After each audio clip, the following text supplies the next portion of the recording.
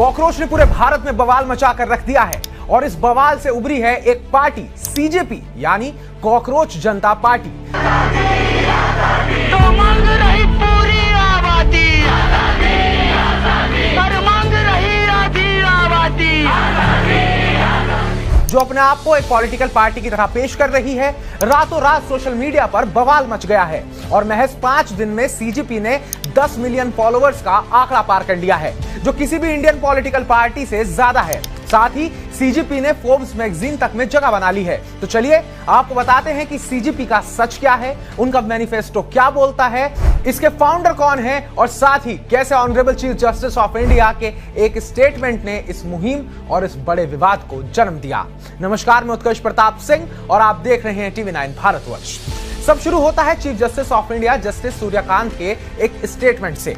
Court में सुनवाई के दौरान उन्होंने कुछ बेरोजगार युवाओं को कॉकरोचेस की तरह बताया था, जो नौकरी नहीं मिलने पर मीडिया, सोशल मीडिया और एक्टिविज्म के रास्ते पर जाकर सिस्टम पर हमला करते हैं। इस बयान पर भारी विवाद हुआ। सीजीआई ने बाद में स्पष्टीकरण भी दिया कि उनका इशारा फेक डिग्री वाले लोगों की तरफ था, लेकिन तब तक युवाओं में आग लग चुकी थी और फिर जन्म होता है कॉकरोच जनता पार्टी का। 16 मई को अभिजीत दिपके नाम के एक 30 साल के युवा ने इस बयान के जवाब में मजाकिया अंदाज में कॉकरोच जनता पार्टी लॉन्च कर डाली।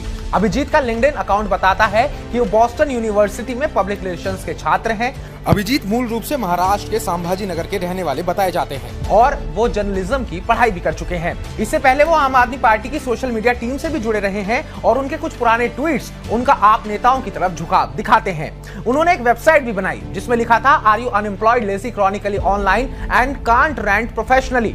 अगर हाँ तो आप कॉकरोच जनता पार्टी के मेंबर बन सकते हैं। युवा इस पार्टी में शामिल होने लगे और प्राउड कॉकरोचेस कहकर खुद को टैग करने लगे। फिलहाल सीजेपी का ट्विटर पेज सस्पेंड हो चुका है। सीजेपी ने अपना मैनिफेस्टो तक लॉन्च किया है जिसमें लिखा है, हमारा मिशन सिर्फ यही है कि उन युवाओं की आवाज बने जो बार बार लेजी, क्रॉनिकली ऑनलाइन और कॉकरोचेस कहे जा रहे हैं। बाकी सब सटायर है। 5 बड़े वादे जो उन्होंने किए हैं, कोई भी चीफ जस्टिस रिटायरमेंट के बाद राज्यसभा सीट नहीं पाएंगे, महिलाओं को संसद में 50% आरक्षण, दल बदलू सांसद विधायक 20 साल तक चुनाव नहीं लड़ेंगे, अगर वोट डिलीट हुए तो मुख्य चुनाव आयुक्त पर यूएपीए लगेगा और अंबानी अडानी के मीडिया हाउसेस के लाइसेंस रद्द किए जाएंगे। यही नहीं, उन्होंने अपना इलेक्शन सिंबल तक जारी कर डाला है और महुआ मोहित्रा जैसे बड़े नेताओं ने इस मुहिम को सपोर्ट तक कर दिया। अब ये इतना सब कुछ वायरल क्यों हो रहा है? असल में युवाओं के बीच बेरोजगारी, पेपर लीक, महंगाई और सिस्टम की नाकामी पर गुस्सा है, जो सटायर और मीम्स के फॉर्म में निकल रहा है। अब युवा अपने आप को कॉकरोच बताकर अपनी खोई इज्जत वापस पाना चाह रहे हैं। अभिजीत दिपके कहते हैं कि ये सिर्फ एक मजाक नहीं है, बल्कि युवाओं की नाराजगी को एक प्लेटफॉर्म देने की कोशिश है। एक छोटी सी टिप्पणी से शुरू हुई इस कहानी को आज पूरा